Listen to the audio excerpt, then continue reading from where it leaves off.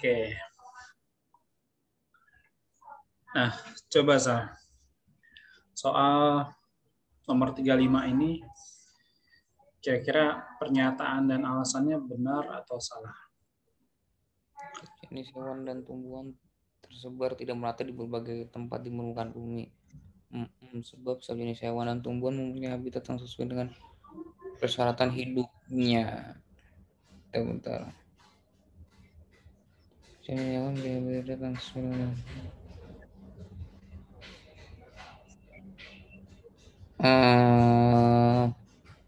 bener sih ya Kak? Pernyataannya benar. Atau Alasannya? bener? Alasannya juga benar sih alasannya. Alasannya juga benar. Oke. Nah, ini sebenarnya pertanyaan yang masih dasar banget ya. Benar, pernyataannya ini benar. Setiap jenis hewan dan tumbuhan tersebar tidak merata di berbagai tempat di permukaan bumi. Nah, karena memang ya kenyataannya begitu. Maksudnya di Sumatera kita bisa temuin misalnya apa? Ada harimau Sumatera, ada gajah. Tapi di Sumatera nggak ada walabi, nggak ada kuskus, nggak ada koala gitu kan. Nah, setiap jenis hewan dan tumbuhan memiliki kemampuan beradaptasi yang berbeda-beda. Nah, jadi ini dipengaruhi sama kemampuan adaptasinya, terus juga 4 faktor. Nah, 4 faktor itu apa aja sih yang selalu kita bahas ketika ngomongin bab flora dan fauna ini? 4 faktor itu ada klimatik atau iklim, kemudian topografi atau bentang alam atau ketinggian tempat, terus edafik atau tanah ya, dan yang terakhir adalah organik atau makhluk hidup lain. Jadi makhluk hidup lain itu bisa mempengaruhi persebaran makhluk hidup. Terutama dalam hal ini adalah hewan dan manusia. Sehingga mereka tersebar tidak merata di berbagai tempat di permukaan bumi. Nah, ini ilustrasi aja ya. Apa namanya wilayah biogeografi dunia yang ada 6. Nah, di sini nggak ditulis dengan nama biogeografi yang biasa kita kenal. Maksudnya kalau wilayah sini nih yang ada Indonesianya, jadi Asia Tenggara dan Asia Selatan ya. Nah, ini adalah apa namanya Zal? Nih Indonesia Kak. Namanya Oriental. Ya. Nah, Oh, namanya gitu. Oriental. Kemudian kalau kita naik ke atasnya di sini ada Asia Timur ya, ada Jepang, Cina, kemudian gabung juga dengan Eropa. Ini adalah kawasan yang disebut apa nih? Paleartik. Ya. Paleartik itu yang identik sama 4 musim. Iya. Jadi kita perlu ingat bahwa negara-negara Asia Timur itu kan kalau kita ngomong istilah Oriental ya kaitannya dengan budaya manusia. Nah istilah Oriental kan sering banget identik sama Cina gitu ya, sama Asia Timur. Tapi dalam hal biogeografi atau sebaran flora dan fauna, istilah Oriental itu justru si Asia Timur tuh nggak masuk. Nah yang masuk itu adalah kita nih Indonesia atau Asia Tenggara dan Asia Selatan. Nah, Oh, Cina kenapa? malah aman. Iya, Cina malah nggak masuk wilayah Oriental ya kalau kita bicara sebaran flora dan fauna. Walaupun istilah Oriental itu kental banget sama mereka sebetulnya kan, tapi itu dalam pembahasan budaya manusia gitu kan, dalam bahasan antropologi, sosiologi, istilah Oriental lekat sama Asia Timur. Nah, kenapa kayak gitu? Kok di sini Asia Timur atau Cina, Jepang dan negara-negara tetangganya itu nggak masuk ke Oriental? Karena secara iklim mereka kan lebih mirip sama Eropa. Nah, ingat mereka itu sama-sama 4 musim ya. Iklimnya iklim subtropis dan iklim sedang. Nah, pokoknya intinya yang 4 musim lah. Terus juga kita tahu bahwa di Eropa itu kan salah satu fauna khasnya adalah beruang ya. Kayak Rusia makanya kan dijuluki negeri beruang merah. Terus kita tahu Cina punya panda. Nah, beruang sama panda ini kan ya mirip-mirip lah ya, cuman saya nggak hafal. Mereka itu ketemu di taksonomi yang mana, apakah ordo, famili, atau genus, itu guru biologi lah yang hafal ya. Nah, intinya mereka punya kemiripan lah. Ini sebagai penguat juga bahwa oh iya kan mereka iklimnya sama, terus punya beberapa fauna yang mirip. Makanya Asia Timur itu dianggap masih satu wilayah dengan Eropa dalam hal sebaran flora dan fauna. Kemudian kita ke bawah sini. Nah, Australia. Dan namanya pun juga kita sebut Australian, ya. Nah, di sini bukan cuma benua Australia aja, tapi juga Selandia Baru, kemudian kawasan Oseania lah intinya. Oseania itu di sekitar sini ya.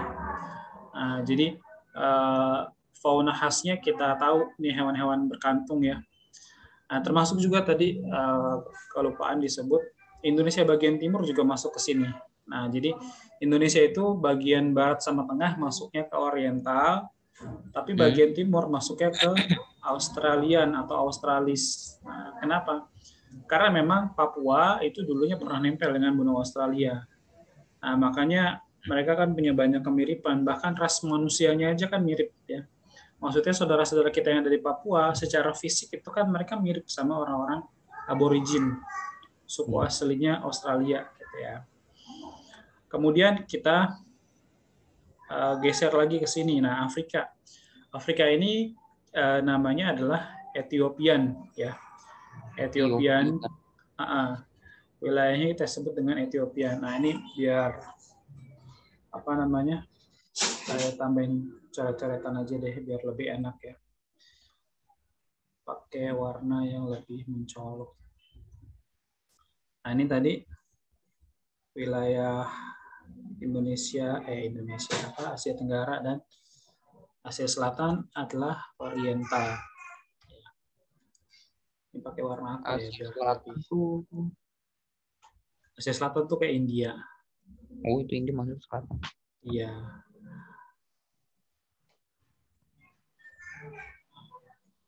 Kayak gini aja ya.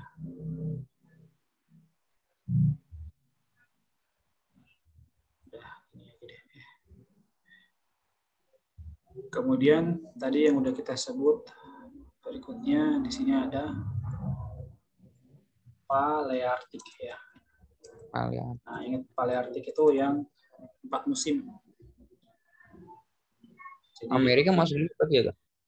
Enggak, Amerika masuknya ke Nearktik nanti. Walaupun memang Amerika itu 4 musim juga, tapi dia iklimnya itu lebih dingin lagi gitu. Nah, karena dia udah lebih dekat ke kutub, ke iklim dingin. Kemudian tadi di sini wilayah Australian ya. Terus nah ini di sini wilayah apa namanya tadi? Ethiopian. Nah, Ethiopian ini termasuk di dalamnya benua Afrika, kemudian ada Madagaskar, kemudian apa namanya Asia Barat. Ya, Asia Barat tuh di sini. Asia Barat tuh lebih dikenal dengan Middle East ya, Timur Tengah. Jadi negara-negara Arab gitu. Nah, itu mereka secara biogeografi gitu ya, secara sebaran flora dan fauna masih satu kawasan dengan Afrika. Nah, barulah 2 wilayah yang belum kita sebut nih, yaitu di benua Amerika. Nah, Amerika Utara sama Amerika Selatan di sini dibedain ya. Amerika Utara ini kita sebut Nearktik. Nah, Nearktik ini pokoknya identik dengan iklim yang sangat dingin gitu ya. Makanya kalau kita lihat di sini fauna-faunanya itu ada karibau nih atau muskok. Nah, rusa kutub lah kalau bahasa Indonesianya mungkin ya. Nah, kemudian ada jelas penguin di situ juga, terus beruang kutub, terus anjing laut.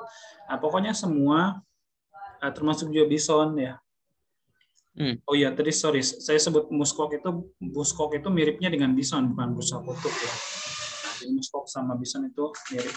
Intinya di kawasan Nearktik ini binatang-binatangnya itu punya lapisan lemak atau bulu yang tebal karena adaptasi mereka terhadap iklim yang dingin. Nah, baru di sini Amerika Selatan namanya adalah apa sih? Apa sih? Neotropik. Kenapa kok ada kata-kata tropiknya? Karena memang ini kawasan tropis juga ya. Nah, bahkan hutan tropis terbesar yaitu hutan Amazon kan adanya di sini. Nah, jadi ingat ini ada 6 wilayah sebaran flora dan fauna ya. Dia nggak disebutnya nggak oriental kan, bro, sama aja itu apa? Maksudnya kayak Indonesia kan mirip ya apa? Nah, jadi secara Gitu. iklim memang sama-sama tropis, tapi tetap ada perbedaan, Sal. Karena memang nggak pernah mereka nggak pernah nempel jadi satu daratan. Kayak misalnya gini, di neotropik itu punya kayak ikan piranha misalnya gitu ya. Nah, tapi di Indonesia kan kita nggak punya ikan piranha. Jadi memang ada banyak kesamaan dalam iklim, kemudian juga mungkin beberapa jenis faunanya ada kesamaan juga. Kayak kita kan sama-sama iklim tropis, kemudian juga sama-sama banyak sungai, jadi sama-sama punya banyak ikan air tawar, tapi juga banyak perbedaannya gitu. Kenapa? Karena memang nggak pernah menjadi satu daratan. Nah, beda halnya kalau kita bandingin Indonesia dengan India misalnya. Nah, Indonesia dengan India itu lebih banyak punya kesamaan daripada Indonesia dengan Brazil gitu ya. Brazil itu maksudnya sebagai wakil lah untuk menyebut wilayah yang ada di sini di neotropik. Kenapa Indonesia punya banyak kesamaan dengan India? Karena memang dulunya pernah satu daratan. Nah, kan Indonesia dengan benua Asia itu pernah nempel gitu. Makanya nih kita tahu sama-sama punya harimau ya. Kita punya harimau Sumatera, kemudian India punya harimau Benggala namanya. Dan beberapa spesies lainnya kayak gajah kita juga punya kan di Lampung gitu ya, di Sumatera. Nah, mereka pun juga punya gajah. Jadi soal ini memang simpel banget sebetulnya ya. Kita udah tahu jawabannya pasti benar dan ini sebab akibat. Cuman yang mesti kita ingat-ingat lagi adalah ya ini mau nggak mau soal hafalan sih ya. Tapi sebetulnya hafalan ini akan terbantu kalau kita ingat bahwa oh iya kalau iklim di Amerika Utara itu kan dingin gitu ya, maka ini identik sama kayak tadi udah disebut ada bison, ada muskok, ada beruang kutub, ada rusa kutub, ada penguin.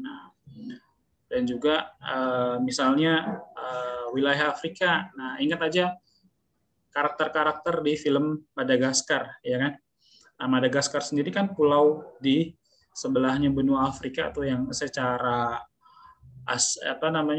secara administratif dia masih bagian dari benua Afrika juga, dan memang secara secara wilayah biogeografis mereka juga masih satu kawasan. Nah, jadi kita tahu di Madagaskar kan itu ada jerapah, ada singa gitu, dan banyak binatang lainnya lah gitu ya. Nah, itu wilayah Etiopian yang juga masih satu kawasan dengan Asia Barat atau Timur Tengah tadi ya. Oke, kita lanjut ke soal berikutnya.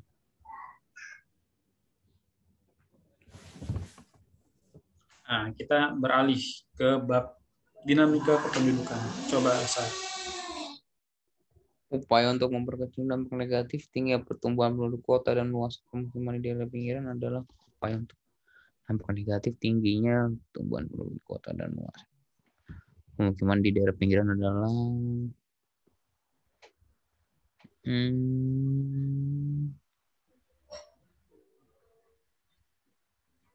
Kira-kira yang mana? Memperkecil dampak negatif.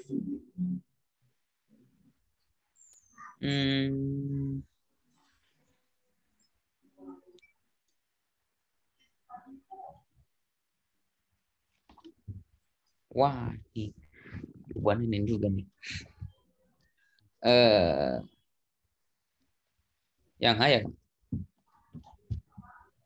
Nah, sekarang kita pahami dulu maksud dari soalnya ya. Dia katakan dampak negatif. Emang dampak negatifnya apa, Zal? Tinggi pertumbuhan penduduk, dampak negatifnya biasanya banyak daerah kumuh sih biasanya. Banyak daerah kumuh itu salah satunya, benar. Gini, kalau kita bicara alurnya, kenapa dulu gitu kan? Kenapa pertumbuhan penduduk itu bisa tinggi? Sebabnya kalau kita tarik lagi ada dua. Pertama karena memang kelahiran, Kedua karena migrasi masuk gitu ya, atau kalau kita ngomongin kota berarti kan urbanisasi. Nah, hal-hal ini bikin pertumbuhan penduduk jadi tinggi. Kemudian dampak lanjutannya apa? Setelah kelahiran tinggi, kemudian urbanisasi juga tinggi, pertumbuhan penduduk tinggi, maka kepadatan penduduk jadi tinggi gitu kan. Atau bahasa gampangnya makin sumpek lah kota ini gitu ya. Karena wilayahnya nggak bertambah luasnya, tapi orang-orangnya nambah jumlahnya gitu. Ya kan kalau kita bisa bilang gampangnya makin sumpek gitu ya. Nah, terus apa? Selanjutnya makin susah kita cari lahan untuk tempat tinggal. Kan gitu ya, otomatis harga tanah atau harga lahan jadi makin mahal. Maka solusinya adalah membangunnya secara vertikal. Maksudnya secara vertikal itu ya tinggal di apartemen ataupun di rumah susun kan gitu ya. Nah, nggak berhenti sampai situ. Pertumbuhan penduduk yang tinggi dan kepadatan penduduk yang tinggi itu juga kan bakal ngefek ke apa misalnya kemacetan, iya nggak?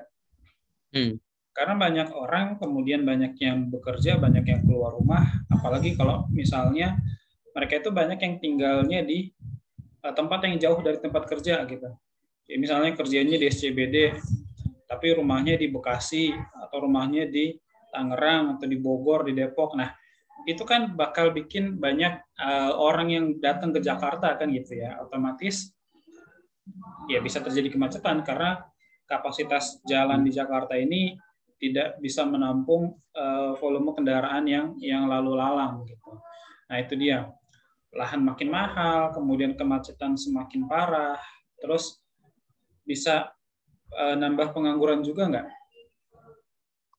Bisa. Iya bisa, jelas. Karena makin banyak jumlah manusia, ya kan makin tinggi persaingan. Sedangkan kecepatan pertambahan lapangan kerja itu kan nggak sebanding dengan kecepatan pertambahan jumlah penduduk gitu ya. Maksudnya jumlah penduduk kan tambah terus nih, signifikan jumlahnya gitu ya. Sedangkan orang yang membuka lapangan pekerjaan itu kan jauh lebih sedikit. Nah, maka beresiko lah ada pengangguran juga. Terus dari pengangguran ini, nah mungkin ada sebagian yang apa ya kurang bertakwa lah bisa dibilang gitu ya, yang mereka mau nggak mau kan tetap harus memenuhi kebutuhan hidup, tapi mereka nggak punya uang, mereka nggak punya kerjaan, akhirnya mereka jadi kriminal. Nah, sampai ke kriminal juga ternyata masalah tingginya pertumbuhan penduduk. Terus bisa nggak apa namanya ngarah ke pencemaran juga?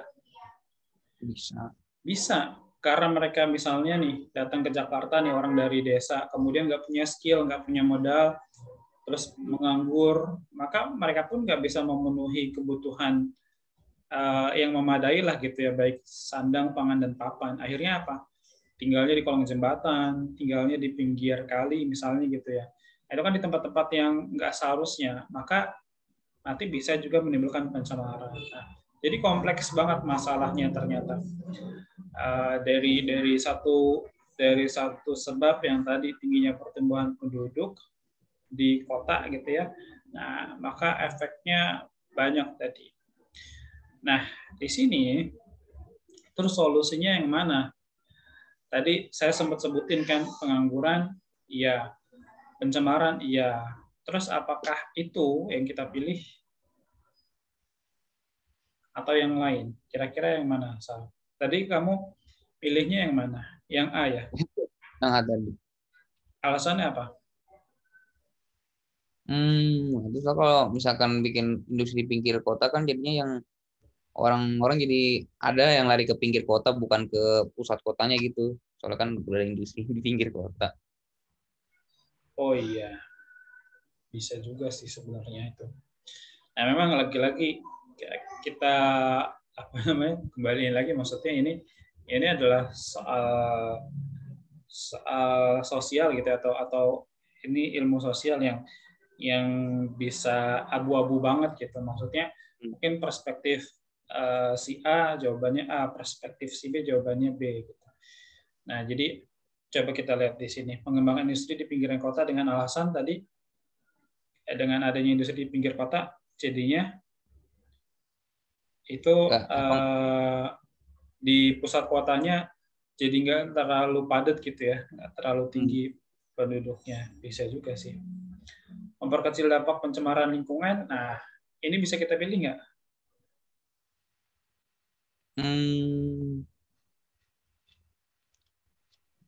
Tapi masuk.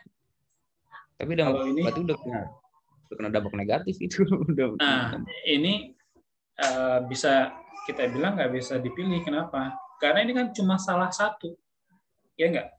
Kan pencemaran itu cuma salah satu dari banyak masalah yang tadi kita sebut kan. Tadi kita sebut ada harga lahan makin mahal, terus pengangguran, terus kemacetan, terus kriminalitas, terus pencemaran. Nah, pencemaran itu cuma salah satu dari banyak masalah. Nah, kalau kita bilang masalah tinggi pertumbuhan penduduk itu kita selesaikan atau kita kurangi dampak negatifnya dengan memperkecil pencemaran, ya itu nggak menyelesaikan masalah gitu. Itu cuma sebagian kecil masalah aja. Kemudian menata ulang tata ruang wilayah kota, mengembalikan fungsi penggunaan lahan. Nah, kita eliminasi dulu deh ya, mana-mana aja yang salah. Tadi kita udah eliminasi yang B. Yang C, menata ulang tata ruang wilayah kota. Nah, ini bisa sih sebenarnya. Ini bisa jadi jawabannya. Kenapa? Karena katakanlah kita ngomongin Jakarta ya sebagai contoh. Nah, Jakarta ini kalau nggak salah dilabeli sebagai salah satu kota. Kalau salah satu sih udah yakin saya pasti. Tapi kalau nggak salah bahkan nomor 1 deh, kota dengan penataan paling buruk gitu ya di dunia. Atau minimal salah satu kota dengan penataan terburuk di dunia. Nah, dan memang itu harus kita akui. Kenapa? Lihat aja komposisi antara jalanan, kemudian permukiman, terus juga perkantoran dan juga penggunaan lahan yang lain. Paling gampang gini, kita bisa lihat di Jakarta ini kan banyak jalanan yang ini seharusnya nggak perlu dibelokin, tapi kenapa kok dibelokin gitu? Ngerti nggak sama maksudnya? Jadi gini nih, kalau kita gampangnya ngebedain perkampungan biasa sama komplek perumahan. Nah, itu beda banget nggak? Beda. Beda banget ya kan? Kalau komplek perumahan itu rapi banget gitu ya.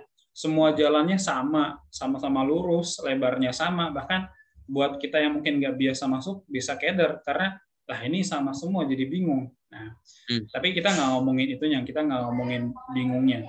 Nah, sedangkan perkampungan biasa itu jalannya beda-beda gitu. Sekalipun ada 2 jalan yang sejajar, katakanlah kayak di di Jakarta kan banyak nih jalanan yang sejajar, misalnya yang satu jalan belimbing 1 gitu ya, yang 2 jalan belimbing 2. Nah, tapi bisa jadi walaupun itu sama-sama jalan belimbing, tapi beda panjangnya, beda lebarnya gitu. Salah satu lebih lebar, salah satu lebih sempit. Nah, intinya nggak teratur lah gitu. Nah, itu sebagai contoh bahwa penataan ruang di Jakarta ini memang banyak masalah. Nah, sebabnya apa sih? Salah satu sebabnya karena dulu orang tuh matok-matokin lahannya duluan. Maksudnya gini, jadi bayangin kita kayak orang dulu gitu ya, orang Betawi lah misalnya. Saya sendiri juga orang Betawi ya. Jadi teman-teman yang Betawi harusnya nggak perlu tersinggung karena saya sendiri juga orang Betawi. Bayangin aja misalnya kita orang Betawi nih zaman dulu, terus wah ini kita patok-patokin aja nih, ini lahan gue, ini lahan gue, ini lahan gue gitu. Nah, akhirnya apa? Akhirnya nggak rata tuh, nggak sama. Harusnya kan maksudnya jalan dulu yang dibangun.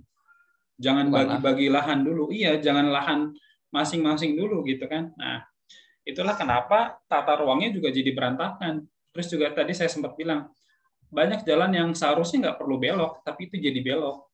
Kenapa? Gara-gara mungkin di depannya tiba-tiba ada orang yang bangun rumah atau matokin tanahnya gitu kan. Jadi terpaksa kalau mau bikin jalan harus dibelokin. Nah, kayak gitu. Intinya tadi benar bahwa Jakarta ini, ya walaupun memang soal ini nggak ngomongin khusus Jakarta doang sih ya.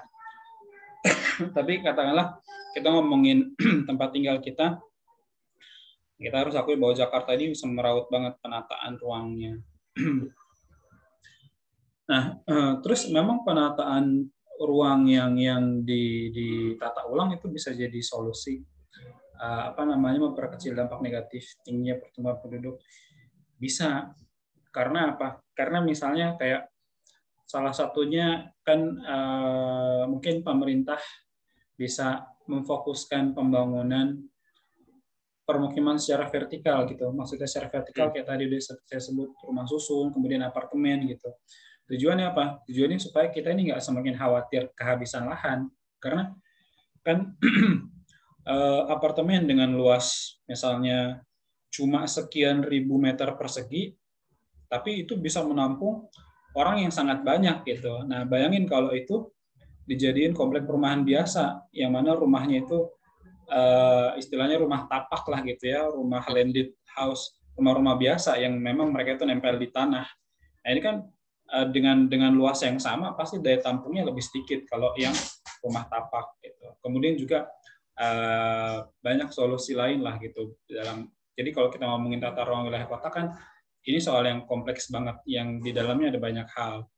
Bisa kita ngomongin penataan permukiman, bisa kita ngomongin penataan jalan, penataan pusat-pusat kegiatan, pasar, dan seterusnya. Nah, itulah kenapa saya bilang yang C sebetulnya bisa juga. Kemudian yang D, yang D ini kita eliminasi nggak?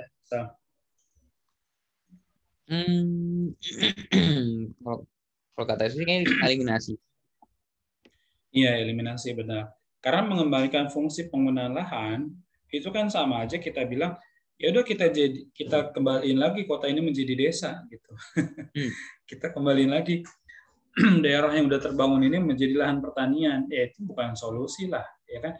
Itu malah menyelesaikan masalah dengan membuat masalah besar yang baru gitu. Itu sama sekali bukan solusi. Walaupun memang setiap wilayah terbangun itu kan pasti diawali dengan wilayah mungkin lahan pertanian dulu gitu ya. Dulunya itu cuma desa, cuma wilayah tradisional dengan banyak sawah, banyak kebun. Kemudian datanglah modernisasi mengubah itu semua jadi gedung-gedung tinggi, jadi perkantoran, jadi kota lah intinya. Nah, kita nggak mungkin ngembaliin fungsi penggunaan lahan jadi yang sebelumnya gitu. Itu kan sama aja, udah kita rubuhin semua nih bangunan terus kita jadiin sawah aja, kita jadiin kebun aja, nggak mungkin. Itu sama sekali bukan solusi. Kemudian yang E, mengurangi jumlah pengangguran di kota. Lagi-lagi ini bukan salah sih, tapi itu cuma kayak yang poin B tadi, itu cuma salah satu dari banyak masalah, ya kan?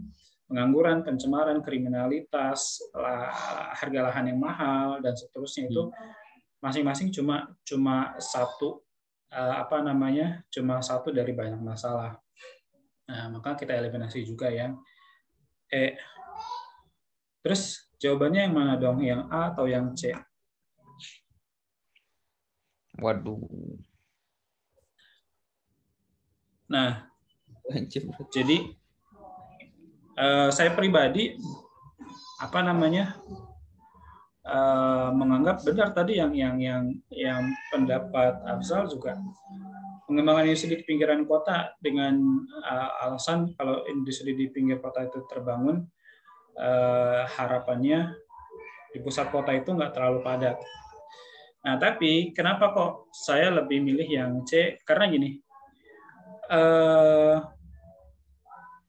industri di pinggiran kota itu tuh memang sesuatu yang udah seharusnya dan memang udah terjadi juga.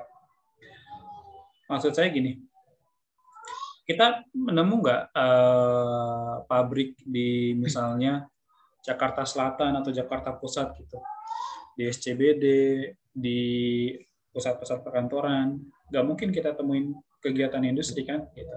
Karena memang itu udah dilarang. Karena memang kegiatan industri itu udah diharuskan adanya di pinggir kota, gitu. Jadi makanya kalau kita bandingin gitu ya head to head antara pilihan A sama pilihan C, menurut saya C yang lebih lengkap lah gitu, lebih kompleks, lebih menjawab semua masalah. Oke, kita lanjut ke nomor berikutnya sana. Saya ngebahas satu nomor aja lama ya. Nomor 37. Dampak yang timbul sebagai akibat tingginya angka kelahiran pada suatu wilayah. Dampak yang timbul sebagai aduh.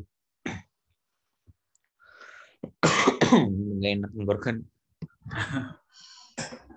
Dampak yang timbul sebagai akibat tingginya angka kelahiran pada suatu wilayah. Nah, kalau ini gampang nih dan nggak perlu penjelasan panjang lebar kalau yang ini. Yang dua sih, Kak. Yang dua. Terus yang satu salah. Ini kayak milih gitu, Kak. Ini yang 4 pernyataan, Sal. Yang A 123, B 13, Oh, C 24, D 4 doang, E semuanya. Ingat nggak yang kayak gitu? berarti mau dua, agak lupa sih kalau pilihan ABC-nya gitu. Tapi saya milihnya 2 sama 4, Kak. 2 sama 4 berarti C. Ada pilihan 2 sama 4. Oh, Oke. Kita bahas ya. Nah, oh ya, kenapa nomor 1 nggak dipilih, Sal? Migrasi. Dampak timbul migrasi yang masuk kayaknya sih nggak ngaruh migrasi yang masuk. Nggak ada urusannya ya, benar. Jadi masa gara-gara angka kelahiran tinggi gitu ya, gara-gara banyak bayi, terus orang yang mau urbanisasi atau mau masuk ke kota itu jadi berkurang, itu kan nggak ada hubungannya sama sekali. Gitu. Nah, yang bisa menyebabkan migrasi masuk itu menurun, misalnya apa? Misalnya pembangunan yang sudah merata. Maksudnya pembangunan sudah merata, coba bayangin aja ya. Misalnya suatu saat Indonesia ini hampir semua kotanya itu keadaannya udah kayak Jakarta. Maksudnya udah sama maju kayak Jakarta. Bisa jadi nggak migrasi masuk ke Jakarta menurun? Bisa jadi. Artinya orang-orang di daerah, kalau mereka benar-benar di sana pendapatan daerahnya udah bagus, terus juga pembangunannya udah sama ke Jakarta, buat apa mereka pindah ke Jakarta kan gitu ya. Nah itu kalau itu pembangunan yang udah merata, itu baru bisa menyebabkan migrasi masuk jadi menurun. Kemudian meningkatnya angka kemiskinan. Kenapa, Zal? Kenapa ini kamu pilih? Nah, kalau tinggi angka kelahiran kan berarti banyak penduduk berarti gitu. Kan kayak penjelasan kakak tadi, kalau banyak penduduk kan nggak semuanya dapat kerja gitu kan, kerja saingan bisa dibilang. Nah jadi ya yang nggak dapat kerja ya ada kemungkinan jadi miskin gitu. Bisa juga sih, bisa juga. Kemudian yang nomor 3,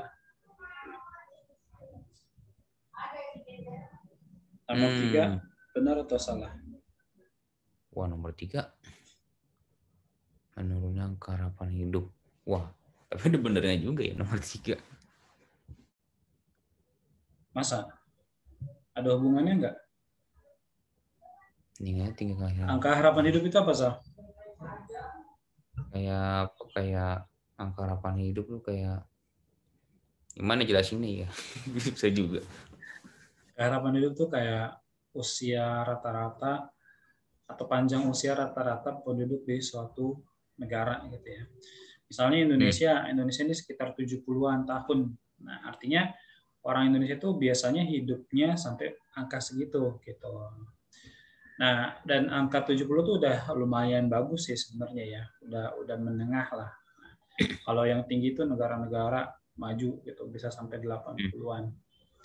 Nah, terus ada angka harapan hidup yang rendah banget itu di negara-negara di Afrika.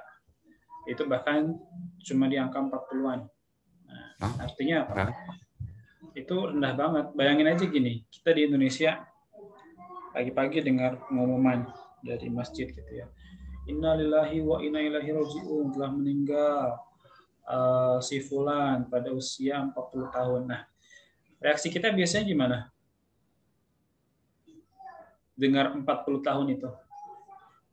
Masih muda banget gitu ya. Nah, kenapa? Karena angka harapan hidup kita udah jauh lebih tinggi daripada 40. Gitu. Nah, sekarang ada nggak kaitannya angka harapan hidup dengan tingginya angka kelahiran?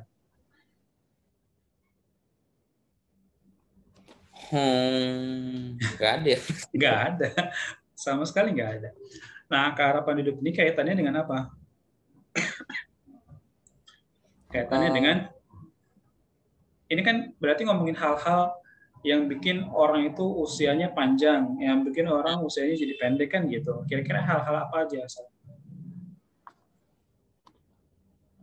Lingkungan biasanya sih. Nah, tingkat kesehatan masuk nggak? Iya, masuk. Iya, tingkat kesehatan dan juga pemenuhan gizi. Nah, itu kita bisa singkat di situ. Jadi gini, kalau angka harapan hidup tinggi, itu berarti tingkat kesehatan juga tinggi. Nah, jadi orang-orang itu kalaupun sakit, mereka mampu berobat, misalnya gitu ya, karena teknologi kesehatan yang udah maju. Kaitannya juga dengan tingkat kesejahteraan yang udah bagus. Karena orang sakit mau berobat itu kan butuh biaya gitu ya. Nah, terus berkaitan juga dengan pemenuhan gizi. Nah, kan kita tahu lah, kalau orang gizinya bagus, ya kesehatannya juga baik. Nah, kalau kesehatannya baik, insya Allah gitu ya, umurnya itu bisa lebih panjang lah gitu dibandingkan orang lain yang pemenuhan gizinya kurang baik dan hidupnya kurang sehat. Nah, jadi sama sekali angka harapan hidup nggak ada kaitannya dengan angka kelahiran. Yang nomor 4, angka ketergantungan. Gimana, Sal? Ini berarti kamu pilih juga kan tadi? Iya. Angka ketergantungan itu apa, Sal? Maksudnya kayak orangnya gimana, kayak hidupnya tuh kayak benar-benar ngandelin orang lain gitu kan, nggak ketergantungan Iya, gitu. benar. Nah, berarti angka ketergantungan itu membandingkan usia non produktif dengan usia produktif. Kan bahasa kerennya gitu ya. Usia non produktif dan usia produktif. Nah, non produktif itu apa? Non produktif itu kan berarti yang belum berpenghasilan. Nah, belum atau tidak berpenghasilan. Karena non produktif nanti dibagi lagi jadi dua. Yang usia muda nih 0 sampai 14 karena memang belum kerja, ya kan? Belum punya penghasilan, dan orang yang udah pensiun yaitu 65 ke atas. Nah, ini dua-duanya disebut non produktif nih, usia yang paling muda dan yang paling tua. Jelas tadi lagi-lagi yang muda karena belum kerja, kemudian yang tua karena udah pensiun, udah nggak kerja lagi. Nah, maka tengah-tengahnya ini adalah 15 sampai 64 yang disebut sebagai usia produktif. Nah, ini jelas ngaruh ya, angka kelahiran dengan angka ketergantungan. Nah, ngaruhnya itu perbandingan lurus apa perbandingan terbalik? Maksud terus terbalik tuh gimana? Jadi gini, kalau lurus itu berarti semakin tinggi angka kelahiran, semakin tinggi juga angka ketergantungan. Itu berbanding lurus. Kalau berbanding terbalik berarti semakin tinggi angka kelahiran, semakin rendah angka ketergantungan. Nah, yang benar ini perbandingannya lurus apa terbalik? Antara angka kelahiran dengan angka ketergantungan. Lurus, benar, mantap. Jadi semakin banyak kelahiran, berarti kan semakin banyak bayi, iya nggak? Dan bayi masuk kelompok usia non produktif nggak? Masuk. Masuk. Makanya semakin banyak kelahiran, semakin banyak bayi, semakin banyak non produktif, semakin tinggilah angka ketergantungan. Nah, jadi ini saya tinggal buka aja apa yang udah kita bahas tadi ya. Nah, sekarang mungkin yang perlu kita perhatiin tinggal yang nomor 2 aja, karena tadi menurut Afzal nomor 2 itu bisa, tapi menurut saya nomor 2 itu nggak kita pilih. Kenapa? Nah, memang di sini saya pakai kata-kata belum tentu ya. Nah, bukan pakai kata-kata tidak. Nah, jadi saya nggak mengatakan angka kelahiran itu tidak menyebabkan kemiskinan. Bisa. Nah, tapi saya pakai kata-kata belum tentu. Nah, kenapa kok gitu? Ya karena memang nggak mutlak banyaknya kelahiran itu bikin kemiskinan semakin parah. Misalnya gini, dan ini pun juga kan kata-katanya suatu wilayah ya, berarti umum. Bisa terjadi di negara maju, bisa terjadi di negara berkembang, bisa terjadi di tempat yang orang-orangnya pendapatannya tinggi, bisa juga terjadi di orang-orang yang pendapatannya rendah. Nah, coba deh, misalnya kita bicara sebuah negara yang pendapatannya tinggi, apalagi dia bentuknya kerajaan gitu ya misalnya. Nah, terus juga misalnya di situ banyak bayi yang lahir. Nah, apalagi bayi ini misalnya bayi anak raja atau bayi orang-orang kaya gitu, ngaruh nggak semakin banyak kelahiran bikin mereka miskin? Berarti enggak. Belum tentu ya kan. Nah, lagi-lagi di sini saya pakai kata-kata belum tentu. Memang saya nggak menafikan secara mutlak. Memang bisa juga buat sebagian orang itu banyaknya kelahiran itu menyebabkan hidupnya semakin susah. Tapi kenapa kok saya anggap di sini salah? Selain karena tadi sudah saya jelasin belum tentu. Juga gini, Pak, ini kalau ini perspektif sih ya. Maksudnya orang itu bisa beda pandangannya. Kalau saya pribadi termasuk yang percaya banyak anak banyak rezeki gitu. Kenapa kok gitu? Karena gini, untuk memahami gampangnya, misalnya nih ada sepasang suami istri gitu ya, ada pasangan orang tua yang punya anak 10. Nah berarti apa? Ketika anak-anaknya masih kecil, ini 2 orang nanggung 10 orang, gitu kan ya? Ini memang suatu yang berat gitu. 2 nanggung 10 ini kan berat banget. Nah, tapi apakah itu akan berlangsung selamanya? Enggak, cuma sampai anak-anaknya mandiri, kan gitu ya. Nah, apalagi kalau zaman sekarang, maksudnya usia belasan atau 20-an awal itu kan udah bisa lah mereka mandiri biasanya dengan kemajuan teknologi dan segala macam. Nah, akhirnya kan ketika anak-anaknya udah pada mandiri, udah pada dewasa kan berbalik dong, 10 nanggung 2. Nah, 10 nanggung 2 enak nggak? Enak banget kan gitu. Nah, inilah kenapa saya bilang angka kelahiran itu belum tentu menyebabkan angka kemiskinan makin parah gitu ya. Jadi tingginya angka kelahiran belum tentu menyebabkan tingginya angka kemiskinan. Tapi kalau kita bicara angka ketergantungan, itu udah pasti. Kenapa? Karena angka ketergantungan ini kan masih cuma ngomongin perbandingan usia aja. Terlepas dari mereka berpenghasilan atau enggak. Yang tadi saya omongin usia produktif sama non-produktif itu, Zal. Nah, jadi tinggi angka kelahiran berarti menambah jumlah usia penduduk yang belum produktif, sehingga ini berdampak pada meningkatnya angka ketergantungan. Makanya jawabannya D aja. Nah, ini tadi ya, yang nomor 2 itu, poin nomor 2 memang itu ada ya mungkin orang bisa bilang subjektif lah ya, pandangan subjektif saya. Cuman saya tetap berpegang pada itu gitu. Kenapa? Karena seolah-olah kalau kita bilang, oh gara-gara banyak kelahiran nih jadi banyak kemiskinan, itu konsekuensinya berat gitu ya. Maksudnya nanti bisa sampai ke kufur hikmat misalnya gitu. Kan bahaya kalau sampai ke kufur hikmat. Nah, orang jelas kelahiran itu anugerah, kok masa kita anggap musibah, itu kan nanti konsekuensinya bahaya gitu. Nah, oke, kita lanjut ke nomor berikutnya. Karakteristik piramida penduduk negara maju umumnya berbentuk konstruktif karena piramida penduduk yang negara maju umumnya berbentuk konstruktif karena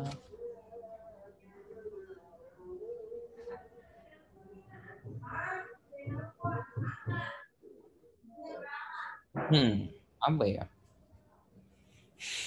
Karakteristik piramida penduduk negara maju umumnya berbentuk konstruktif karena apa? Nah, kita harus pahami dulu apa itu konstruktif, Zal. Nah, konstruktif ini apa?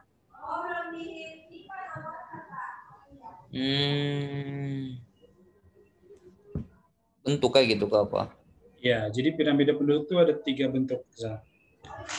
Ada bentuk yang disebut bersifat ekspansif, ada yang stasioner, ada yang konstruktif. Nah, kenapa kok saya pakai tangan ekspansif, saya bikin segitiga, kemudian stasioner itu bentuknya dia kayak apa ya, kayak granat lah atau kayak sarang lebah.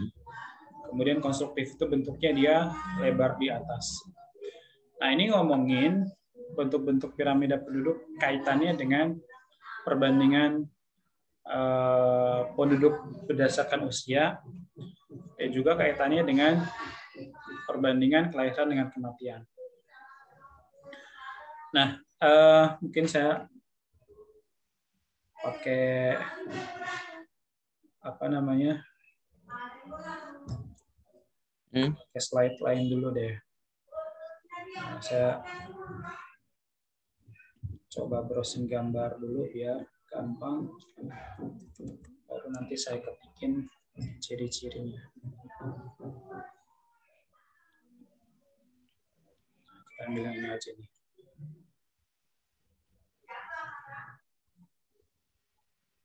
Nah, ini piramida penduduk.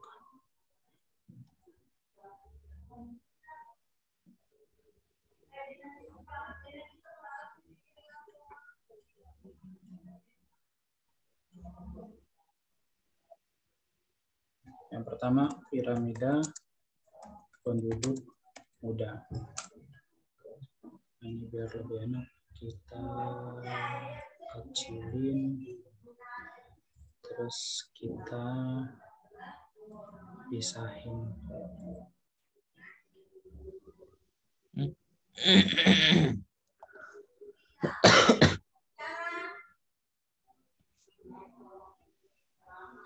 Hari ini nggak ada acara kemana-mana, Sa? Ada sih, Kak, cuman nanti aman habis les. Oh, nanti siang.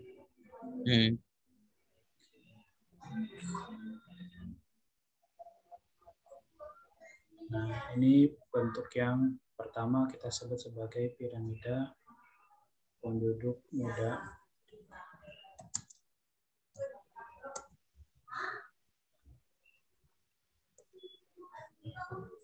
Ciri-cirinya,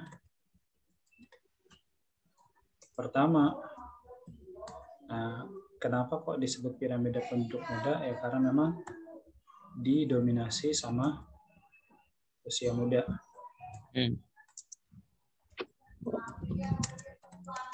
Dominasi penduduk usia muda. Usia muda itu berarti kan yang di bawah nih, Sal. Jadi kalau kita zoom dulu deh ya. Nah, ini biar kelihatan angkanya. Nah, ini kan tangga-tangga ini kan menunjukkan kelompok umur. Yang paling bawah ini kelompok bayi dan balita nih, 0 sampai 4 tahun. Kemudian 5 sampai 9 tahun, 10 sampai 14. Nah, ini 3 bar yang pertama ini adalah kelompok yang belum produktif ya, usia muda, itu disebutnya usia muda. Nah, kemudian yang 15 sampai 64. Nah, ini kan usia yang bisa berpenghasilan nih, usia yang produktif. Kemudian 65 dan seterusnya. Nah, ini adalah usia non produktif juga, di mana gampangnya tadi kita bilang ini usia udah pensiun gitu ya.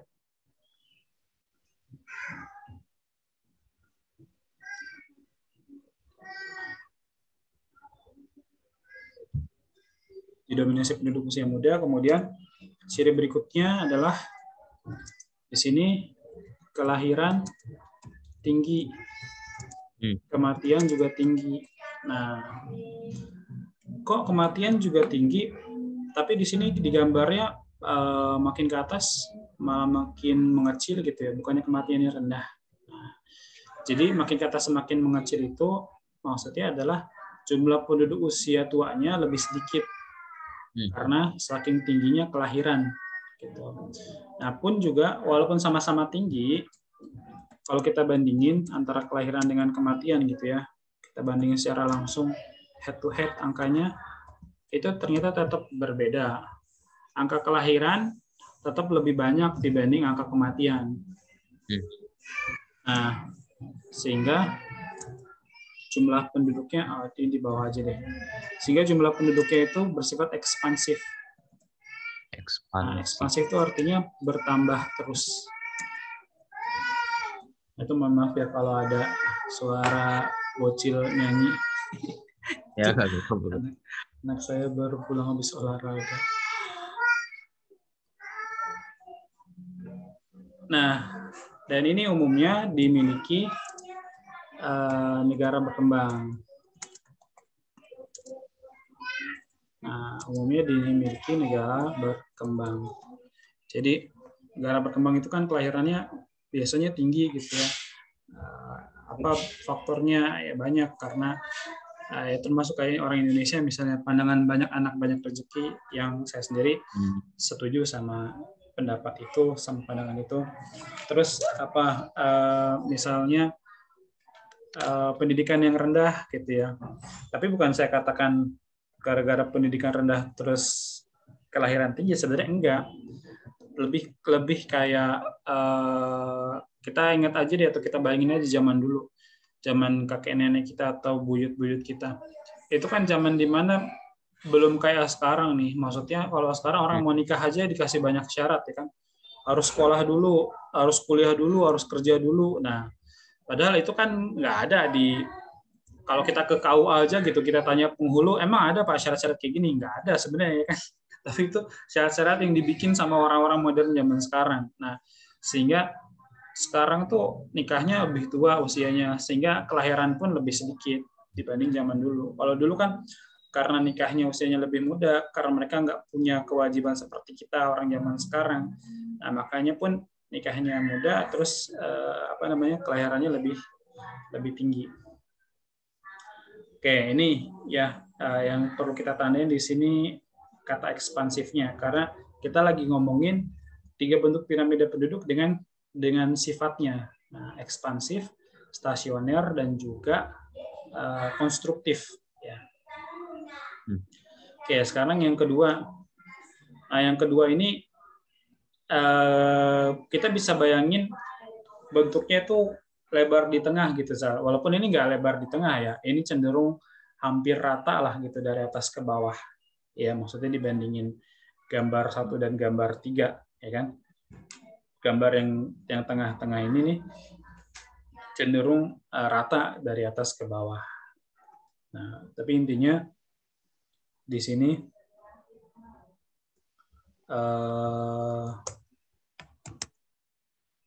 kita ngomongin piramida penduduk stasioner. Nah, ciri yang pertama apa, Zal? Didominasi penduduk usia produktif, mantap. 15 sampai 64 tahun ya. Nah, kalau yang tadi kan 0 sampai 14 tahun. Terus kelahiran di sini cenderung rendah. Ya. Kelahirannya rendah. Iya. Kematiannya juga rendah. Nah, kenapa kok kelahiran rendah dan kematian rendah? Piramida penduduk stasioner umumnya, ya walaupun nggak semua, umumnya dimiliki oleh negara maju. Nah, kalau kita bahas tentang negara maju, di antara cirinya kan kelahirannya rendah mereka gitu kan. Ya berlawanan dengan negara berkembang tadi kan udah kita sebutin. Negara berkembang tuh kelahirannya tinggi. Kenapa? Karena mereka nggak ada kewajiban sekolah gitu ya, mereka nikah usia muda dan seterusnya. Nah, sedangkan orang di negara maju, kenapa kok kelahirannya rendah? Karena mereka berpandangan bahwa banyak anak itu menyusahkan, gitu ya. Nah, kan pandangannya mereka pandangan duniawi banget lah, gitu ya. Mereka nggak punya perspektif yang mungkin kayak masyarakat. Ya, terutama yang kalau saya kan Muslim gitu ya, jadi berpandangan oh iya anak ini kan banyak banyak faidah yang diharapkan dengan punya anak. Misalnya kalau kita didik dia jadi anak soleh atau soleha kan bisa menuntun kita menuju surga gitu insya Allah. Terus banyak manfaat lainnya yang itu mungkin nggak dipikirin sama orang-orang yang sekuler atau cenderung duniawi pandangannya. Nah, jadi kelahirannya rendah gitu karena mereka justru pandangannya sebaliknya. Kalau di sini atau di negara berkembang pandangannya banyak anak banyak rezeki, kalau di negara maju itu kan banyak yang berpandangan banyak anak itu malah menyusahkan. Terus juga mereka banyak yang mungkin menikah tapi sibuk bekerja gitu, dan menurut mereka mempunyai anak itu bukan sesuatu yang diidam-idamkan. Nah, kemudian di sini kematiannya rendah. Kenapa? Nah, karena kualitas hidup yang udah lebih baik gitu ya. Kan kematian rendah itu sesuatu yang positif, ya kan? Artinya orang yang sakit itu mampu tertolong gitu dengan teknologi kesehatan yang baik. Kemudian juga tadi kaitannya dengan pemenuhan gizi yang baik, yang bagus, gitu. Sehingga kematiannya rendah. Sebaliknya di negara berkembang kematiannya tinggi ya tadi dengan alasan sebaliknya, pemenuhan gizinya buruk, tingkat kesehatannya juga buruk, jadi kematiannya tinggi. Nah, disinilah kenapa disebut, nah ini saya ganti dulu ya, statis. Nah, jadi stasioner itu diambil dari kata statis. Statis itu artinya apa? Jumlahnya tetap. Statis itu kan artinya tetap atau diam, gitu ya. Nah, kenapa? Karena kelahiran dengan kematiannya seimbang. Kan kita tahu kelahiran ini yang nambahin jumlah penduduk, kematian yang ngurangin jumlah penduduk. Nah, ketika kedua ini seimbang, kedua hal ini seimbang, maka ya jumlah penduduknya cenderung tetap dari waktu ke waktu. Nah, ini umumnya dimiliki oleh negara maju. Dan piramida yang kedua ini merupakan bentuk yang paling ideal gitu ya, yang paling bagus maksudnya. Nah, jadi yang paling jelek yang mana? Yang nomor 1 memang. Yang paling tidak menguntungkan lah. Nah, kemudian yang paling baik itu yang nomor 2. Dan perlu diketahui Indonesia itu tadinya kan piramidanya nomor 1. Tapi sejak tahun 2020 kita udah berubah bentuk jadi piramida yang stasioner. Nah, kenapa? Jadi kita nih lagi di fase yang namanya bonus demografi. Itu maksudnya apa itu? Bonus demografi itu adalah kalau kita ngomongin bonus itu artinya apa, Zal? Bonus tuh kayak gimana ya? Kayak kalau beli apa kayak dapat tambahan apa lagi gitu. Tambahan yang diharapkan kan? Karena kan tambahan itu ada yang diharapkan, ada yang tidak diharapkan. Kalau misalnya gini, bayangin kita ini seorang karyawan di kantor gitu. Kalau ditambah kerjaan kita, tapi nggak ditambah gaji kita, nah kita sebut itu bonus nggak? Enggak. Enggak, ya kan? Bonus itu adalah sesuatu tambahan yang diharapkan, yang positif. Nah, makanya ini disebut bonus demografi, berarti maksudnya adalah, tambah catatan di sini ya. Indonesia dulunya memiliki piramida penduduk muda atau ekspansif. Tetapi sejak 2020, jadi baru tahun lalu ya berubahnya. Sejak 2020 berubah, dan menurut para ahli statistik ini masih akan berlangsung sampai tahun 2045 kalau nggak salah. Ada yang bilang 2036, ada yang bilang 2045. Tapi kenapa? Statisnya ini terus sampai tahun 2045. Iya, maksudnya kita di kondisi yang ini nih, maksudnya didominasi sama usia produktif. Nah, komposisi penduduk yang kayak gini nih di Indonesia diprediksi para ahli statistik masih akan berlangsung sampai tahun 2045 paling enggak. Nah, ada juga yang bilang 2050, ada yang bilang 2036 gitu. Nah, tapi sejak 2020 berubah menjadi stasioner karena adanya bonus demografi. Nah, bonus demografi ini tadi apa artinya? Bonus demografi adalah pertambahan jumlah penduduk pada kelompok usia produktif. Jadi ini pertambahan yang diharapkan.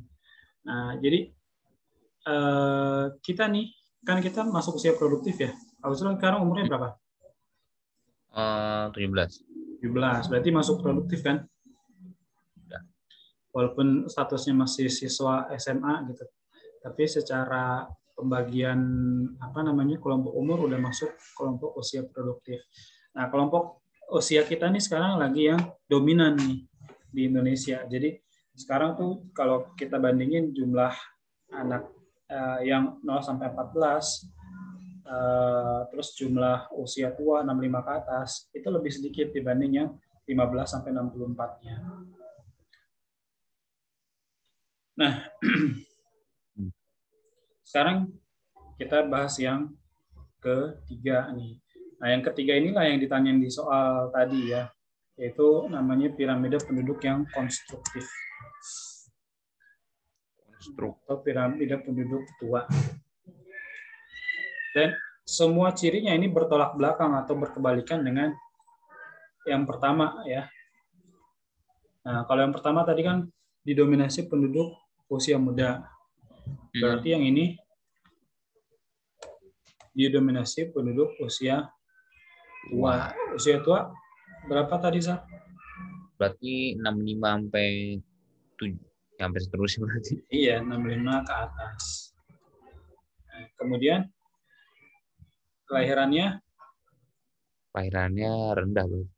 rendah, kematiannya rendah juga, mantap.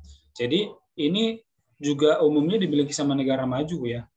Nah, kita nggak perlu sebut lagi, maksudnya alasannya sama. Kenapa kok di sini kelahirannya rendah dan kematian rendah? Karena di sini negara maju. Tapi yang perlu kita perhatikan adalah ini.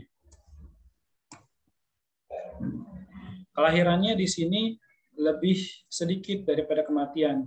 Nah, kalau kelahiran lebih sedikit daripada kematian, dampaknya gimana, Sa? Dampaknya jumlah penduduknya. Ya, jumlah penduduknya berkurang. Bukan nambah. Nah, ini disebut sebagai konstruktif. Saya sendiri jujur aja masih bingung ya, kenapa disebut konstruktif. Karena secara bahasa konstruktif kan artinya membangun. Nah, kenapa kok jumlah penduduk yang berkurang terus ini disebut konstruktif? Apakah terus ini sesuai dengan program pembangunan sebagian orang gitu ya? Nanti kalau ngobrolin ke arah situ nanti bisa nyangkut ke teori konspirasi gitu ya. Tapi ya udahlah ya, kita nggak usah pusingin istilah. Pokoknya udah disepakati kayak gitu, kita nyebutnya ekspansif, stasioner, dan juga konstruktif. Nah, konstruktif ini berkurang ya dari tahun ke tahun. Berkurang terus. Kenapa tadi? Karena kelahiran lebih sedikit daripada kematian. Alasannya sama ya tadi, karena orang-orangnya sibuk bekerja dan mereka berpandangan bahwa punya anak itu malah menyusahkan.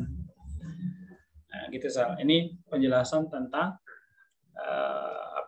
piramida penduduk. Nah, kita copy slide-nya, kita tiban ke yang tadi. Nanti aja deh tibannya. Itu mana ya?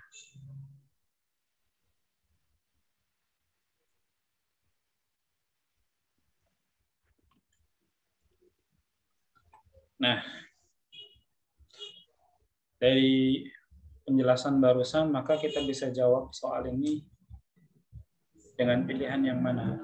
Zah? Dengan pilihan kematiannya tinggi juga ya?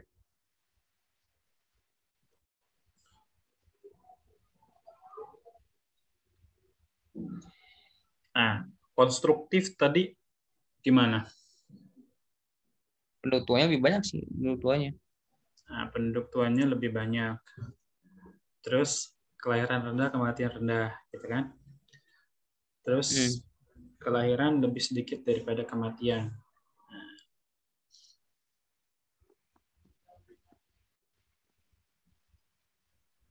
Yang A, jumlah penduduk tua lebih besar dibanding penduduk muda. Ini kayaknya bisa ya. Tapi kita lihat dulu yang lain. Jumlah penduduk muda, dewasa, dan tua yang relatif seimbang. Benar atau salah? Salah, itu masuk ke yang tadi. Ini bentuk yang nomor berapa tadi harusnya? Yang stasioner, yang 2. Iya, benar. Yang stasioner, mantap. Kemudian angka kelahiran yang lebih kecil dibanding angka kematian. Benar nggak ini cirinya konstruktif? Angka kelahiran yang lebih kecil daripada angka kematian. Ada benernya juga sih. Benar. Bukan ada benernya, benar. ini, ya kan? Hmm. Nah, jadi kita nemu ada 2 jawaban benar di sini. Terus jumlah penduduk wanita dan penduduk pria yang seimbang. Ini Nggak kita pilih ngaruh. nggak? Benar, sama sekali nggak ngaruh. Karena piramida penduduk itu kita sama sekali tidak ngomongin seks rasio gitu ya. Seks rasio itu maksudnya perbandingan jenis kelamin, perbandingan jumlah laki-laki dengan jumlah perempuan. Nah, yang kita omongin cuma komposisi menurut umur. Ya. Jadi D langsung kita eliminasi. Yang E tingkat kematian dan tingkat kelahiran bayi yang rendah. Nah, ini benar juga sih tadi. Nah, tingkat kematian dan kelahiran bayi yang rendah. Tingkat kematian bayi rendah itu ngomongin apa, Sal? Tingkat kematian dan tingkat kelahiran bayi rendah. Apa ini stasioner juga ya? Nah, jadi gini. Apa namanya? Kalau kita ngomongin angka kematian bayi itu ada pembahasan khususnya gitu. Intinya kalau ngomongin kematian bayi itu kaitannya pasti ke tingkat kesehatan. Oh, nih tingkat kematian bayinya nih yang diomongin dong. Iya, tingkat kematian dan tingkat kelahiran bayi yang rendah. Nah, jadi maksud saya gini, kelahiran sama kematian itu kan suatu yang berlawanan gitu ya. Tapi dalam hal kalau kita ngomongin tingkat kelahiran dan tingkat kematian bayi itu bakal jadi pembahasan yang beda. Maksudnya gini, kalau tingkat kelahiran bayi ya kita ngomongin angka kelahiran secara umum lah. Sebabnya kayak tadi kita udah sebutin nikah usia muda, pandangan banyak anak banyak rezeki kan gitu ya. Dan banyak faktor-faktor pronatalitas lainnya. Nah, itu. Kemudian kalau kita ngomongin tingkat kematian bayi, nah ini bayi udah lahir nih, gitu kan. Terus dia lahirnya dengan selamat atau enggak, atau misalnya dia bertahan hidup enggak setelah sekian jam atau sekian hari. Nah, jadi tingkat kematian bayi itu kaitannya ke aspek kesehatan. Nah, jadi tingkat kematian bayi yang tinggi itu menunjukkan angka kesehatan yang rendah. Kenapa bisa? Karena bayi yang nggak mampu bertahan hidup itu kan kemungkinan besar karena memang bawaannya dia daya tahan tubuhnya gitu ya dari gizi yang diserap melalui ibunya selama hamil itu mungkin kurang baik. Nah, jadi ini kaitannya ke pemenuhan gizi, ke tingkat kesehatan gitu. Dan ini ngaruh nggak ke bentuk piramida penduduk apa jadi ekspansif, stasioner atau konstruktif? Ini kalau yang rendah Nggak ngaruh. ngaruh juga. Nggak ngaruh. Nggak ngaruh. Nah, karena itu nggak sampai ke ngomongin bentuk piramida penduduk. Tadi kan ngomongin tingkat kematian bayi itu kaitannya ke berarti ngomongin angka kesehatan, pemenuhan gizi gitu. Nah, terus kita persempit deh. Ini berarti kan tadi udah saya katakan bahwa ada 2 jawaban yang benar nih, Sal. Bisa yang A, bisa yang C, gitu kan. Dan memang kita harus katakan di seleksi masuk PTN itu seringkali memang kayak gini, dia apa namanya? si pembuat soal bikin soal ini jadi susah dengan cara menampilkan jawaban benar itu lebih dari 1. Nah, tapi pasti ada yang lebih kuat gitu kan. Karena kan petunjuknya pilihlah jawaban yang paling tepat gitu. Nah, di sini kan kalau di Indonesia kan kita nggak menerapkan sistem yang multiple choice itu lebih dari 1 gitu ya. Pokoknya jawaban benar cuma 1 aja. Kira-kira yang lebih kuat yang mana, Zah? Yang A atau yang C? Yang A sih, Kak. Oke. Jumlah penduduk tua lebih besar dibanding penduduk muda. Bukan yang C. Bukan. Atau kenapa A aja gitu.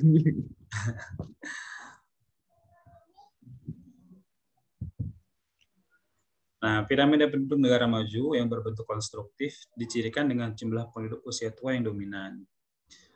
Oke. Tapi belum berhenti sampai sini ya.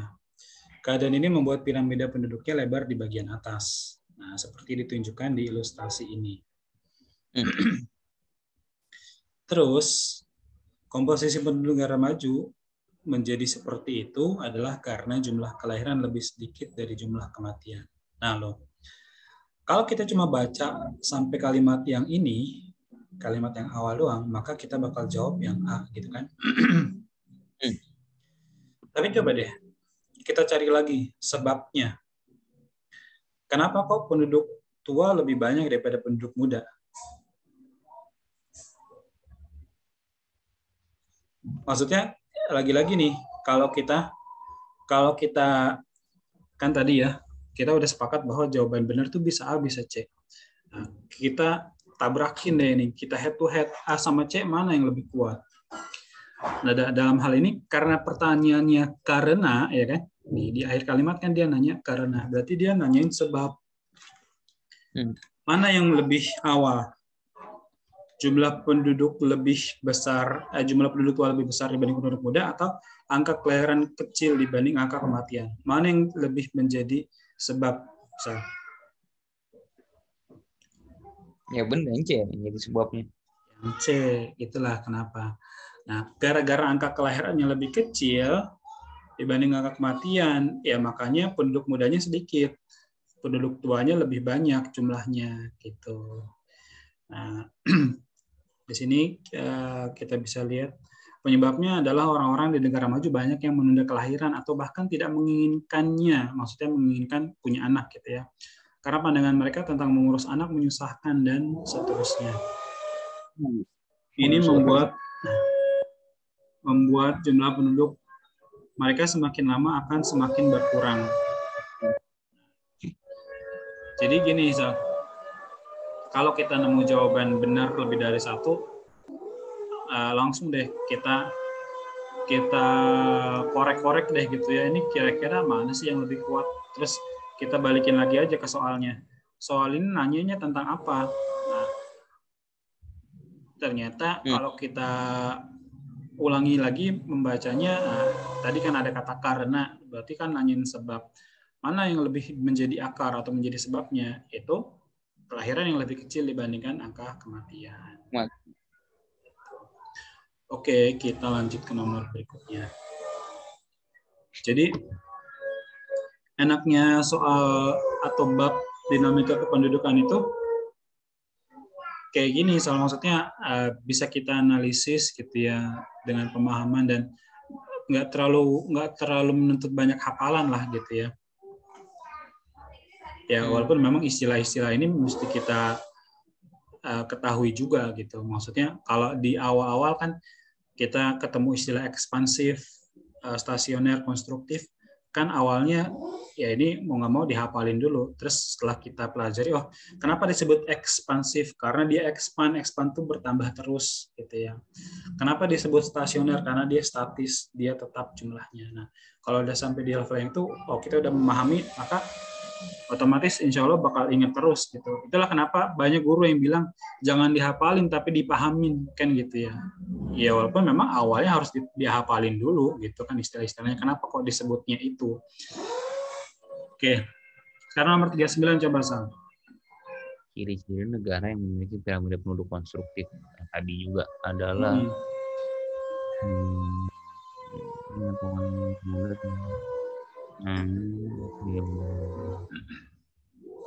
dua sama 4 tuh. 2 sama 4. Oke, coba nomor 1. Tingginya proporsi penduduk usia muda. Udah pasti salah nggak? Udah pasti. Udah pasti salah, jelas ya. Proporsi penduduk usia muda tinggi itu kan harusnya ekspansif, bukan konstruktif. Yang nomor 2, terjadinya penurunan tingkat kelahiran. Ini benar ya. Maksudnya penurunan tingkat kelahiran kan berarti angka kelahirannya rendah. Dan itu tadi udah kita sebutkan, itu salah satu ciri piramida penduduk yang konstruktif. Tingkat pertumbuhan penduduk yang tinggi. Nah, ini udah jelas ekspansif juga, ya kan? Terus terjadinya penurunan tingkat kematian? Ya, masuk sih. Masuk juga. Nah, kenapa kok? Nah, ini udah kita bahas tadi ya.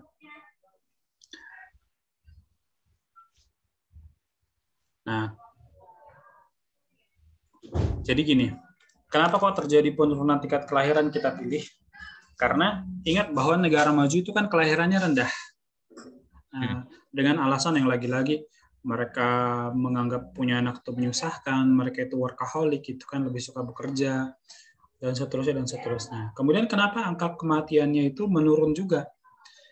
Ya karena memang kualitas kesehatan mereka itu udah bagus, teknologi kesehatannya udah bagus, tingkat kesejahteraannya juga udah bagus. Maksudnya, kalaupun mereka sakit, mereka mampu untuk berobat. Gitu. Nah, jadi itulah kenapa tingkat kematiannya juga menurun atau rendah. Maka kita pilih 2 dan 4. Nah, jadi kalau soal ini mah ya insya Allah bakal bisa kejawab kalau soal yang tadi sebelumnya udah paham kan gitu ya, karena masih satu bahasan. Oke, nomor 40, coba Zan. Tingginya pertumbuhan penduduk dapat menghambat perkembangan suatu negara untuk menjadi negara maju karena tingginya pertumbuhan penduduk dapat menghambat perkembangan negara maju karena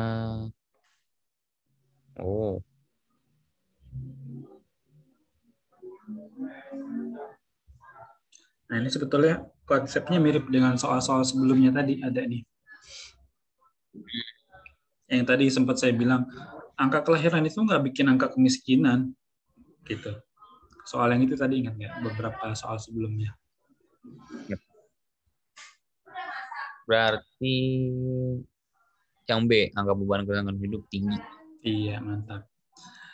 Nah, tingginya pertumbuhan penduduk akan menjadi penghambat perkembangan suatu negara untuk menjadi negara maju karena banyaknya jumlah penduduk usia muda yang belum produktif, sehingga membuat angka ketergantungan jadi tinggi. Nah, jadi gini, oh ya, kita tadi belum bahas ya kenapa jawaban yang lain salah.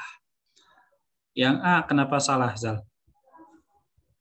Tingkat pendidikan penduduk rendah.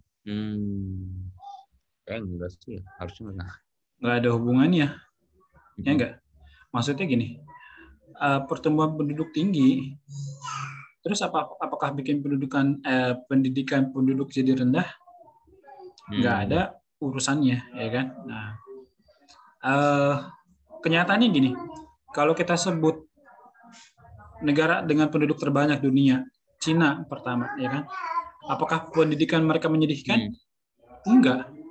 Kenyataannya banyak orang dari negara lain yang kuliah ke Tiongkok, ke Cina, ya kan?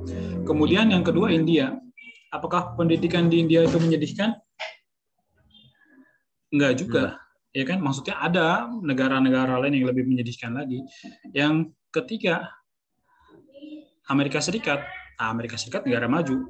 Yang keempat Indonesia. Indonesia ya walaupun kita nggak mengatakan pendidikan kita bagus ya, paling nggak kita nggak jelek-jelek amat lah. Artinya di dunia ini masih ada puluhan negara yang kondisi pendidikannya di bawah standarnya Indonesia lah gitu ya. Nah itulah kita bilang nggak berkaitan antara pertumbuhan penduduk dengan pendidikan penduduk yang rendah.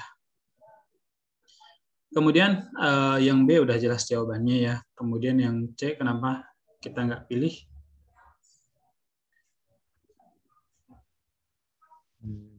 Entar dulu.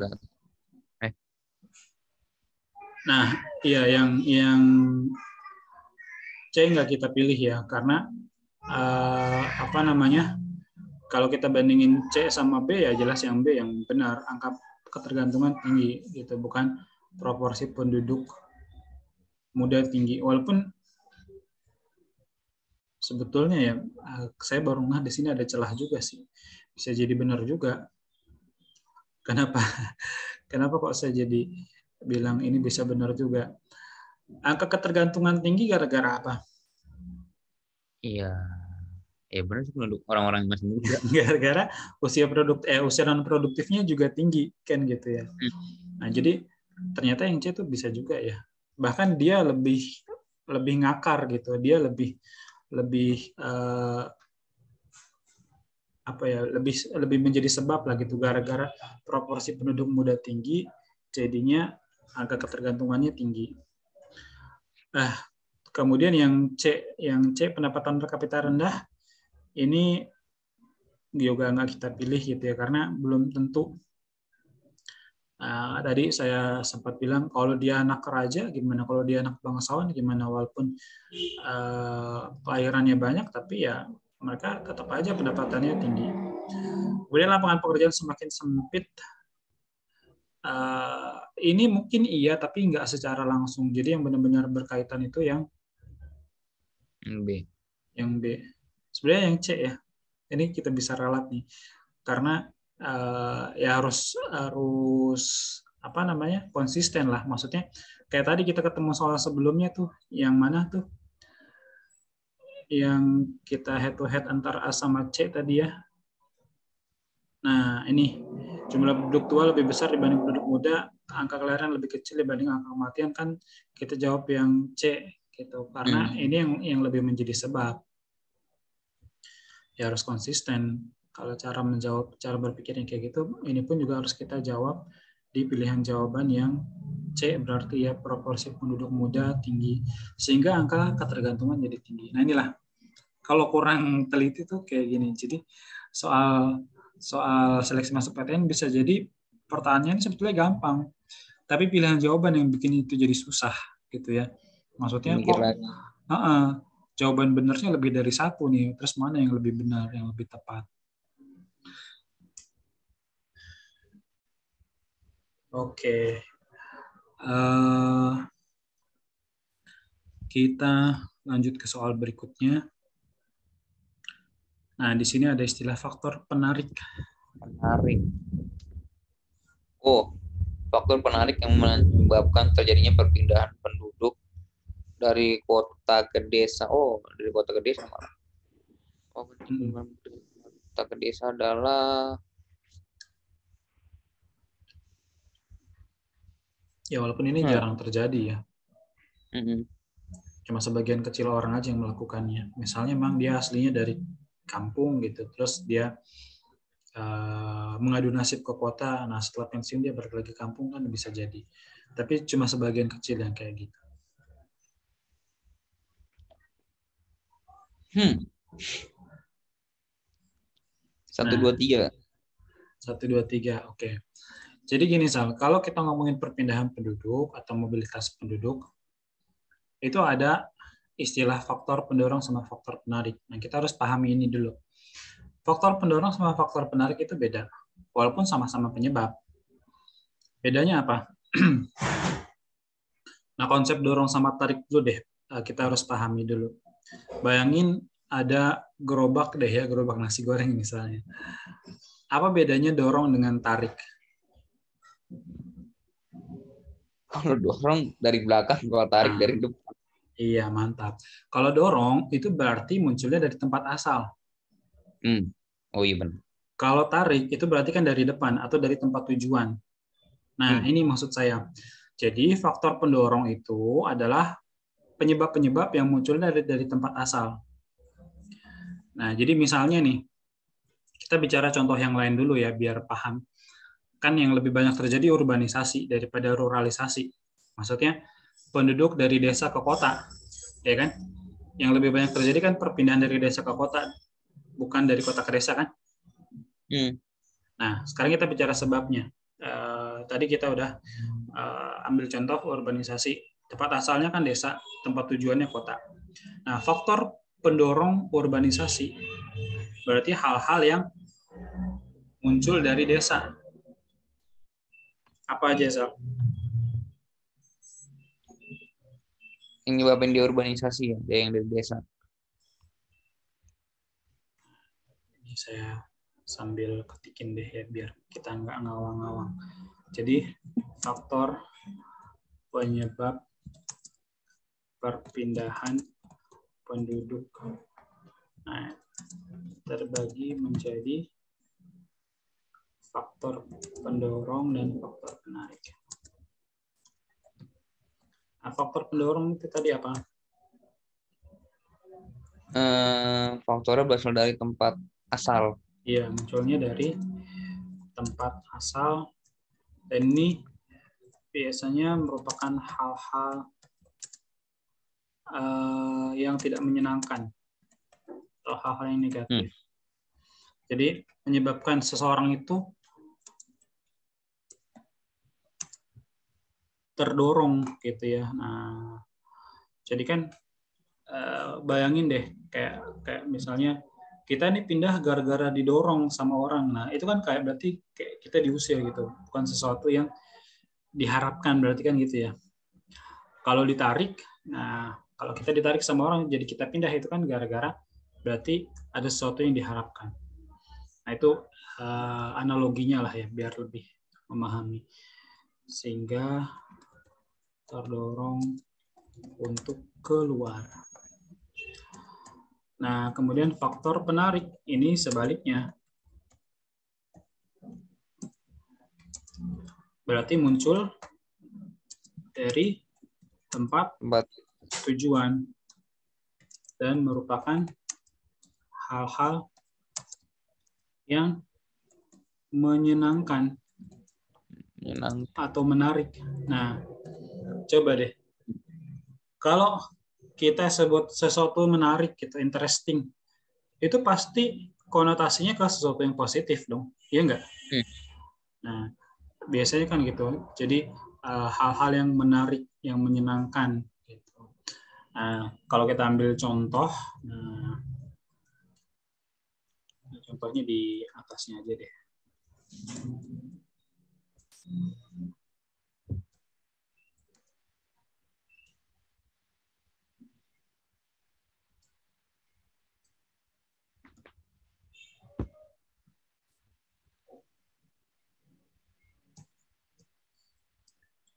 Contoh misalnya apa?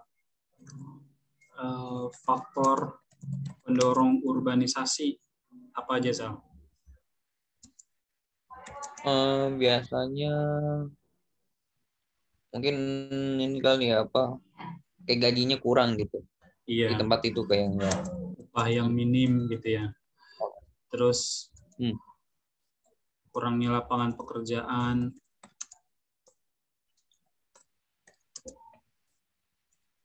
Terus fasilitas yang kurang lengkap. Nah,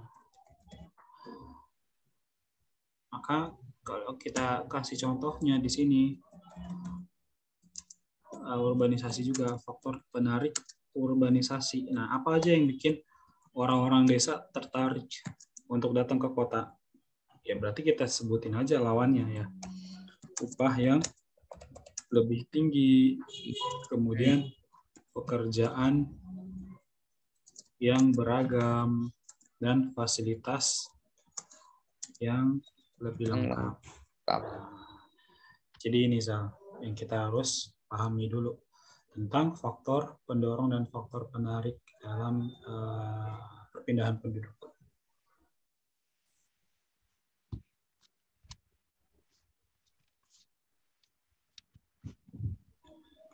Tadi mana ya?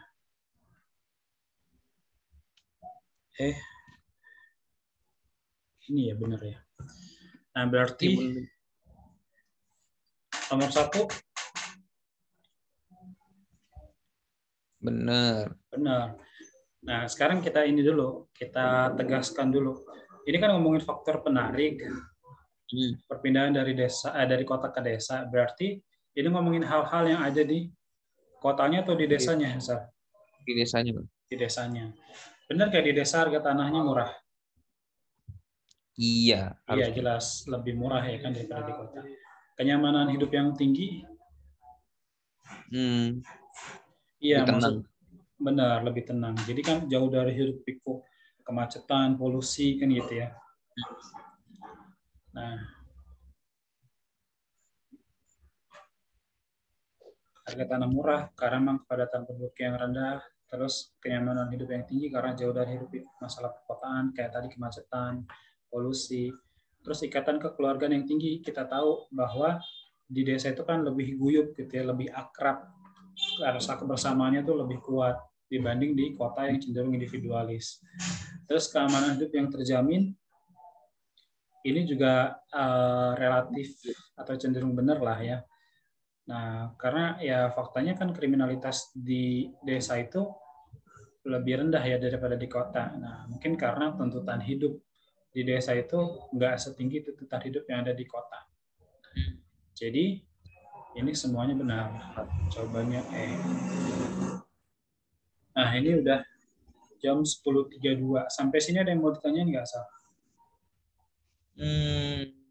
Aman sih Kak. Nggak ada ya? Oke deh. Nggak ada. Kalau gitu kita cukupkan dulu kali ya pertemuan hari ini. Nanti seperti biasa saya kirim ke Bu Fani dulu ininya, oret-oretannya. Oke, Sal. Terima kasih Oke. atas perhatiannya. Mohon maaf kalau banyak kekurangan. Kita tutup dulu dengan doa. Assalamualaikum warahmatullahi wabarakatuh. Waalaikumsalam warahmatullahi wabarakatuh. Makasih Kak. Sama-sama, Zal.